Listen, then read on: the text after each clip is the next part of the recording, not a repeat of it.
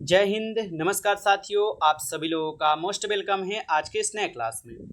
साथियों, आज के इस क्लास में हम सभी लोग जो पढ़ने वाले हैं बीएसएससी कार्यालय परिचारी भर्ती 2025 के एग्जाम के लिए मोस्ट इम्पॉर्टेंट प्रीवियस ईयर के क्वेश्चन को, जो कि साथियों आपके बीएसएससी कार्यालय परिचारी भर्ती 2025 के एग्जाम के लिए काफ़ी इम्पोर्टेंट है। तो आप सभी लोग जो इस क्लास को बिल्कुल अच्छी तरीके से लास्ट तक देखिएगा और इस क्लास में दिए जाने वाले सभी प्रश्न को साथियों आप अच्छी तरीके से ज़रूर याद कर लीजिएगा, जिससे कि आप लोग जो है अपने एग्जाम में सभी क्वेश्चन को आसानी तरीके से बना पाएंगे। तो चलिए साथियों, क्लास को स्टार्ट करते हैं। उनसे पहले यदि आप इस चैनल पर पहली बार जुड़े हैं तो आप जो इस चैनल को सब्सक्राइब कर लीजिए और सब्सक्राइब करके आप ऑल नोटिफिकेशन को ऑल पे ज़रूर दबा लीजिए, ताकि जब भी क्लास स्टार्ट हो सबसे पहले क्लास का नोटिफिकेशन आपके पास पहुंच सके। तो आप इस चैनल को सब्सक्राइब जरूर कर लीजिए। साथ ही साथ आप लोग अभी तक इस क्लास को लाइक नहीं किए हैं तो साथियों आप इस क्लास को ज़रूर लाइक कर लीजिएगा।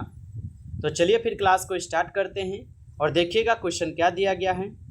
क्वेश्चन दिया गया है साथियों कि त्रिपुरा राज्य की राजधानी कहाँ है। साथियों ये सभी क्वेश्चन बिल्कुल इंपॉर्टेंट और सिलेक्टेड क्वेश्चन लिए गए हैं, जिससे कि आपके पेपर में साथियों 100% यहाँ से आपको सीधे सीधे प्रश्न देखने को भी मिलेंगे।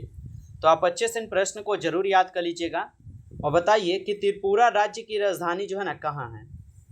तो साथियों यहाँ पे इस क्वेश्चन का आप सही जवाब जो है ऑप्शन ए कीजिएगा। ऑप्शन ए लगाए हैं तो आपका सही जवाब है। अगर ताला में हो जाएंगे याद रखिएगा। अगला प्रश्न है कि विश्व में एकमात्र तैरता हुआ नेशनल पार्क किबुलु क्या है। किबुल लमजाओ किस राज्य में स्थित है। तो विश्व में एकमात्र तैरता हुआ नेशनल पार्क किबुल लमजाओ किस राज्य में स्थित है। तो साथियों याद रखिएगा, यह हो जाएंगे आपके मणिपुर में। ऑप्शन बी इस क्वेश्चन का आपका सही जवाब है, मणिपुर में। साथियों आप लोग अच्छे से इनको याद रखिएगा। चलिए आगे देखिएगा। अगला प्रश्न आपका आता है कि अर्थशास्त्र का पिता जो है ना साथियों किसे कहते हैं। साथियों ये सभी क्वेश्चन काफ़ी इंपॉर्टेंट और वीवीआई सेलेक्टेड क्वेश्चन है, जिससे कि आपके पेपर में साथियों 100% ये सभी प्रश्न आपको देखने को मिलेंगे। आप अच्छे से इन प्रश्न को जो है याद करते चलिए और बताइए यहाँ पे कि अर्थशास्त्र का पिता जो है किसे कहा जाता है। तो याद रखिएगा, अर्थशास्त्र का पिता जो है एडम स्मिथ को कहते हैं। ऑप्शन बी लगा है तो आपका सही जवाब है साथियों। अगला प्रश्न है कि सुएज नहर का निर्माण किस वर्ष जो है किया गया था। तो सुएज नहर का निर्माण साथियों किस वर्ष किया गया था। तो सुएज नहर का निर्माण साथियों किए गए थे कब। तो याद रखिएगा 1869 में। ऑप्शन ए आपका सही जवाब है 1869। अगला प्रश्न है आपका कि हर्यक राजा बिंबिसार की राजधानी कहाँ थी। तो हर्यक राजा बिंबिसार की राजधानी कहाँ पर थी। तो याद रखिएगा साथियों राजगृह में थी। ऑप्शन बी आपका सही जवाब है यहाँ पे राजगृह। अगला प्रश्न है साथियों कि गोवा को किस वर्ष जो है पुर्तगालियों से जो है मुक्त कराया गया था। तो गोवा को किस वर्ष जो है पुर्तगालियों से मुक्त कराया गया था साथियों। तो याद रखिएगा 1961 को गोवा को जो है पुर्तगालियों से मुक्त कराया गया। ऑप्शन बी सही जवाब है। अगला प्रश्न है आपका विद्युत धारा की इकाई क्या है। बताइए साथियों कि विद्युत धारा की इकाई क्या है। तो विद्युत धारा की इकाई है साथियों एम्पियर। ऑप्शन सी इस क्वेश्चन का सही जवाब है, एम्पियर है। अगला प्रश्न है कि साथियों क्वेश्चन है कि सूर्य का दीप्त सतह जो है ना जिसे हम देखते हैं क्या कहलाता है। तो सूर्य का दीप्त सतह जिसे हम देखते हैं यह साथियों कहलाते हैं क्या। तो फोटोस्फीयर कहलाते हैं। ऑप्शन यहाँ पे आपका बी सही जवाब है, फोटोस्फीयर। अगला प्रश्न है कि कौन सी नदी पश्चिम दिशा में बहती है। बताइए कि कौन सी नदी है जो पश्चिम दिशा में बहती है। तो याद रखिएगा साथियों यह हो जाएंगे कौन सी नदी। तो यह हो जाएंगे साथियों आपके यहाँ पे नर्मदा नदी, और एक होता है ताप्ती नदी साथियों। ठीक है, यदि आपको जो है ये नर्मदा नदी एग्जाम में नहीं देगा तो ये ताप्ती जरूर देगा, तो याद रखिएगा इन दोनों को। अगला प्रश्न आपका आता है यहाँ पे साथियों कि दिल्ली के लाल किले का निर्माण जो है ना किसने करवाया था। बताइएगा साथियों कि दिल्ली के लाल किले का निर्माण किसने करवाया था। तो दिल्ली के लाल किले का निर्माण जो है साथियों याद रखिएगा शाहजहां के द्वारा करवाए गए थे। ऑप्शन ए आपका सही जवाब है यहाँ पे, शाहजहां के द्वारा करवाए गए। अगला प्रश्न देखिएगा। अगला प्रश्न है आपका कि तुलुप वंश की स्थापना किसने की थी। बताइए साथियों कि तुलुब वंश की स्थापना जो है ना किसने की थी।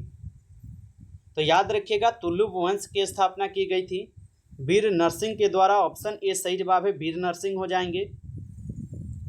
अगला प्रश्न के साथियों क्वेश्चन है कि दो न्यूट्रॉन के बीच की जगह क्या कहलाती है। तो दो न्यूरॉन है साथियों, न्यूरॉन है सॉरी। तो दो न्यूरॉन के बीच की जगह क्या कहलाती है। तो याद रखिएगा साथियों, दो न्यूरॉन के बीच की जगह जो है साथियों साइनेप्स कहलाती है। ऑप्शन सी सही जवाब है, साइनेप्स कहलाती है। आगे देखिए प्रश्न है आपका कि त्रिपुरा राज्य के प्रथम मुख्यमंत्री कौन थे।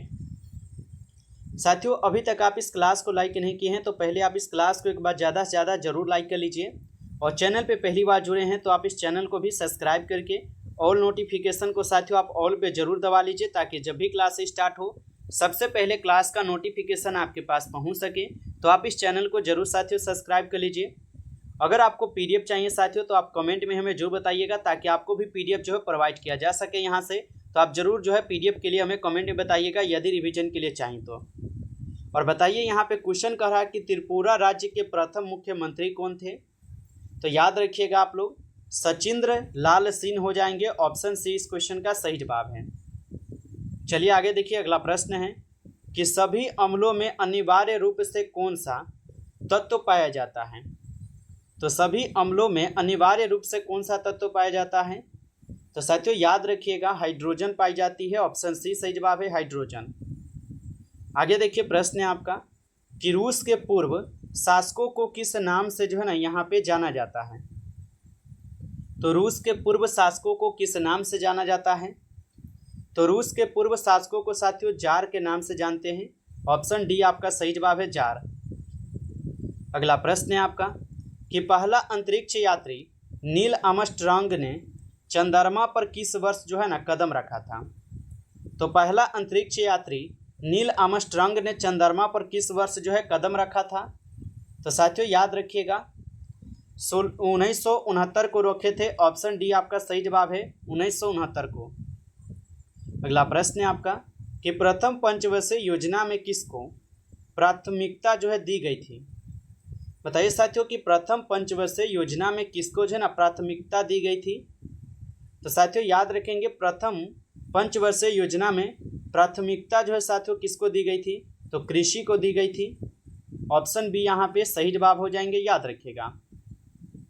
चलिए अगला प्रश्न देखिएगा। यहाँ पे प्रश्न है कि राष्ट्रीय डॉक्टर्स दिवस प्रति वर्ष जो है ये किस तिथि को मनाया जाता है। तो राष्ट्रीय डॉक्टर्स दिवस जो है साथियों ये प्रति वर्ष किस तिथि को मनाया जाता है। तो याद रखिएगा साथियों 1 जुलाई को मनाई जाती है। ऑप्शन डी इस क्वेश्चन का आपका सही जवाब है। आगे देखिए प्रश्न है साथियों आपका कि कार्बन के अपरूप हैं। बताइए यहाँ पे कि कार्बन के अपरूप हो जाएंगे। तो कार्बन के अपरूप हो जाएंगे हीरा। ऑप्शन ए आपका सही जवाब होगा साथियों, हीरा जो है ये कार्बन के अपरूप है। अगला प्रश्न है आपका कि इंदिरा प्रियदर्शनी स्टेडियम कहाँ स्थित है। तो इंदिरा प्रियदर्शनी स्टेडियम साथियों कहाँ पर स्थित है। तो याद रखिएगा इंदिरा प्रियदर्शनी स्टेडियम जो है ये मुंबई में स्थित है। ऑप्शन आपका बी सही जवाब है, मुंबई में। अगला प्रश्न है आपका कि भारत का 29वां राज्य कौन है। बताइए साथियों कि भारत का 29वां राज्य कौन हो जाएंगे। तो भारत का 29वां राज्य हो जाएंगे तेलंगाना।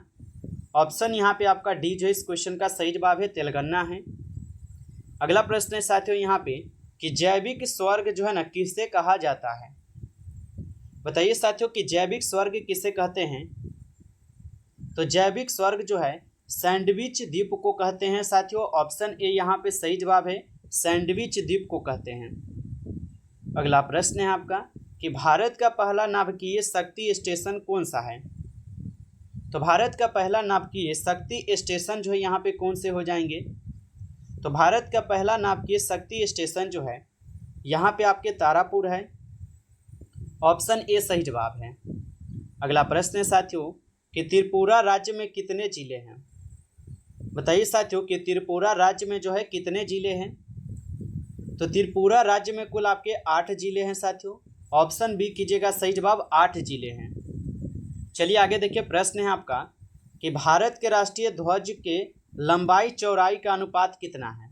सभी लोग लगाइएगा आंसर कि भारत के राष्ट्रीय ध्वज के लंबाई चौड़ाई का अनुपात कितना है।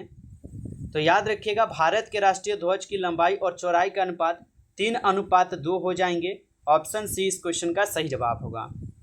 अगला प्रश्न है कि मयूर सिंहासन पर बैठने वाला अंतिम मुगल सम्राट कौन था?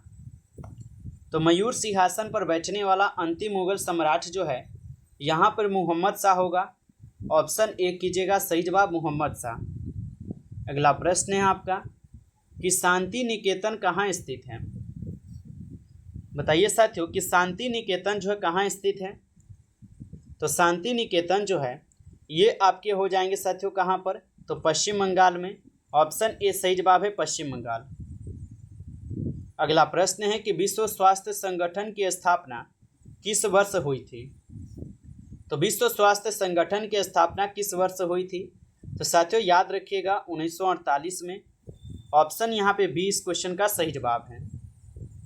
अगला प्रश्न है साथियों कि चंदन वृक्ष के लिए कौन सा यहाँ पे राज्य प्रसिद्ध है? तो चंदन वृक्ष के लिए यहाँ पे कौन सा राज्य साथियों प्रसिद्ध होगा? तो याद रखिएगा कर्नाटक जो चंदन वृक्ष के लिए साथियों प्रसिद्ध है। तो ऑप्शन बी इस क्वेश्चन का आपका सही जवाब है। नमस्कार साथियों, इस क्लास में कुल आपके 30 क्वेश्चन थे जो काफ़ी इंपॉर्टेंट और सेलेक्टेड क्वेश्चन थे। ये सभी क्वेश्चन साथियों यदि आपको क्लास अच्छा लगा हो तो आप जो इस क्लास को ज़्यादा से ज़्यादा एक बार लाइक जरूर कर लीजिए और चैनल पे पहली बार साथियों जुड़े हैं तो आप इस चैनल को सब्सक्राइब कर लीजिए और सब्सक्राइब करके आप ऑल नोटिफिकेशन को आप ज़रूर ऑल पे दबा लीजिए ताकि जब भी क्लास स्टार्ट हो सबसे पहले क्लास का नोटिफिकेशन आपके पास पहुंच सके। तो आप इस चैनल को ज़रूर सब्सक्राइब कर लीजिए। अगर आपको PDF चाहिए साथियों तो आप कमेंट करके हमें ज़रूर बता सकते हैं। चलिए फिर मिलते हैं आपसे एक नई टॉपिक के साथ नेक्स्ट क्लास में। तब तक के लिए जय हिंद, जय भारत।